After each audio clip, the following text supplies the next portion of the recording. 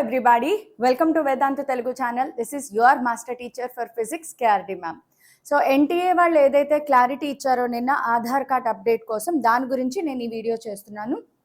అయితే లైవ్ ఎందుకు చేయట్లేదంటే లైవ్లో చాలా టైం వేస్ట్ అయిపోతుంది. సో కామన్గా స్టూడెంట్స్ అందరికీ ఉండే క్వరీస్ ఏవైతే ఉంటాయో జేఈ మెయిన్స్ అప్లికేషన్ ఫామ్ టైంలో అవన్నీ నేను ఇప్పుడు ఆన్సర్ చేస్తాను.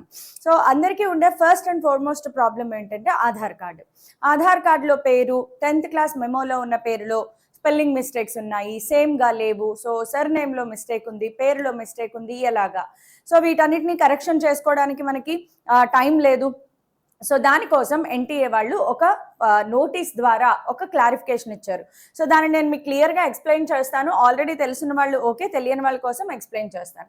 So it is an advisory and instructions on Aadhaar card name miss match while filling online application. So ఎవరైతే ఆన్లైన్ అప్లికేషన్ ఫామ్ ఫిల్అప్ చేస్తున్నారో వాళ్ళకి Aadhaar card name miss match అయినప్పుడు ఏం చేయాలి, దానికోసం notification. The registration for online application forms joint entrance examination 2025 has started as per the public notice.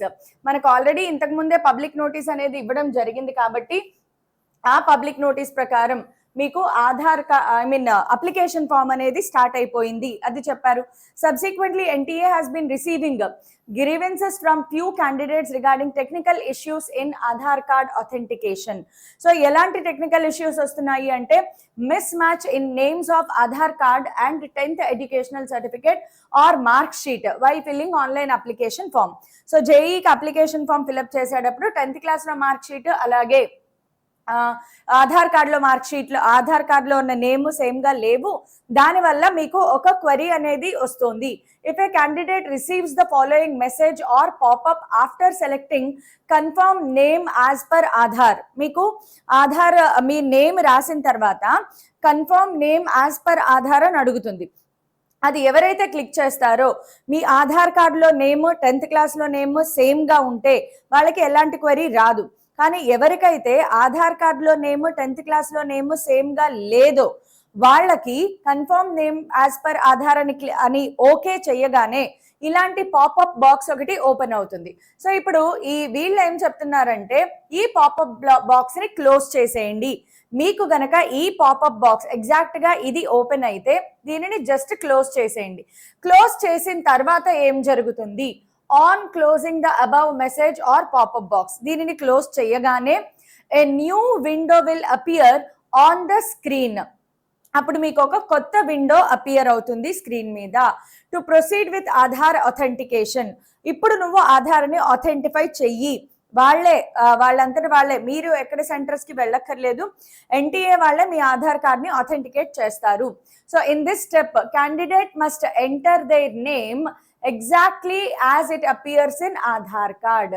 So కొత్త window open అవుతుంది కదా, ఆ కొత్త విండోలో మీరు మీ ఆధార్ కార్డులో పేరు ఏదైతే ఉందో అదే సేమ్ పేరు ఎంటర్ చేయాలి. ఇప్పుడు ఈ స్టోరీ అంతా ఎవరి కోసం, ఎవరికైతే 10th క్లాస్ మార్క్ షీట్ అలాగే ఆధార్ కార్డులో నేమ్ సేమ్గా లేదో వాళ్ళ కోసం. నా ఆధార్ కార్డు 10th క్లాస్లో పేరు సేమ్గా ఉంది, then no worries, okay.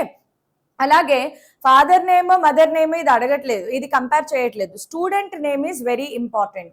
So ఇదంతా కూడా ఏ స్టూడెంట్కి అయితే Aadhaar card and 10th class mark షీట్లో పేరు సమానంగా లేదో వాళ్ళ కోసం.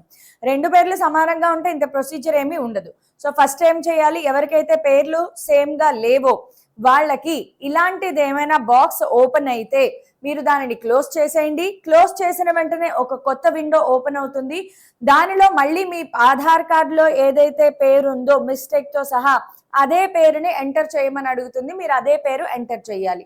Both the name on educational certificate and Aadhaar card will be captured during this process. So ఈ ప్రాసెస్లో వాళ్ళే ఎన్టీఏ వెబ్సైటే మీ 10th క్లాస్ మార్క్ షీట్ పేరు తీసుకుంటుంది, ఆధార్ కార్డ్ పేరు కూడా తీసుకుంటుంది అనమాట.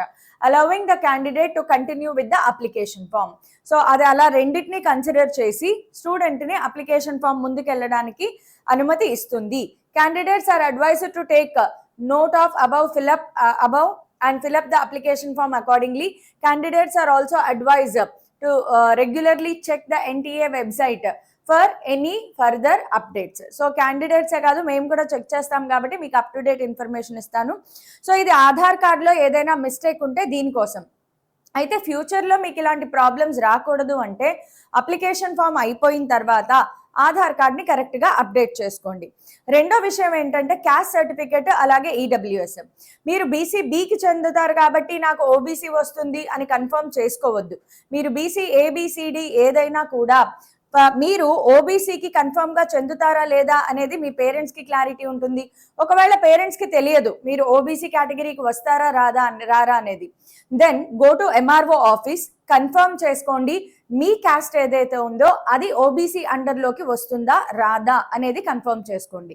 ఒకవేళ ఓబీసీ అండర్లోకి వస్తుంది అంటే మీ దగ్గర ఓల్డ్ ఓబీసీ సర్టిఫికేట్ ఉన్నా నో ప్రాబ్లం. ప్రస్తుతానికి మీకు కావాల్సింది క్యాస్ట్ సర్టిఫికేట్ యొక్క నంబర్. ఓకే, సో నంబర్ అడుగుతోందా లేదా ఒక్కసారి చూడండి. క్యాస్ట్ సర్టిఫికేట్ ఓల్డ్ అయినా పర్లేదు, ఇప్పుడు కొత్త క్యాస్ట్ సర్టిఫికేట్ అసలు లేకపోతే, అసలు మీ దగ్గర ఓబీసీ సర్టిఫికేటే లేదు, then you have to have an OBC certificate. నా దగ్గర ఓల్డ్ ఉంది, 2022 ఉంది, 21 ఉంది, నో ప్రాబ్లం. ప్రస్తుతానికి ఓల్డ్ అయినా పర్లేదు, మీరు కొత్తది ఎప్పుడు తీసుకోవాలి, ఈడబ్ల్యూఎస్ సర్టిఫికేట్ అయినా సరే లేదా క్యాస్ట్ సర్టిఫికేట్ అయినా సరే, కొత్త సర్టిఫికేట్ ఎప్పుడు తీసుకోవాలి అంటే కనుక నెక్స్ట్ ఇయర్ మార్చ్ 2025 తర్వాత ఈడబ్ల్యూఎస్ సర్టిఫికేట్ తీసుకోవాలి. కాబట్టి సో ఈ విషయాల్ని జాగ్రత్తగా గమనించుకోండి. ఇంకేమైనా డౌట్స్ ఉంటే కామెంట్ సెక్షన్లో చెప్పండి, నేను ఆన్సర్ చేస్తాను. Thank you everybody.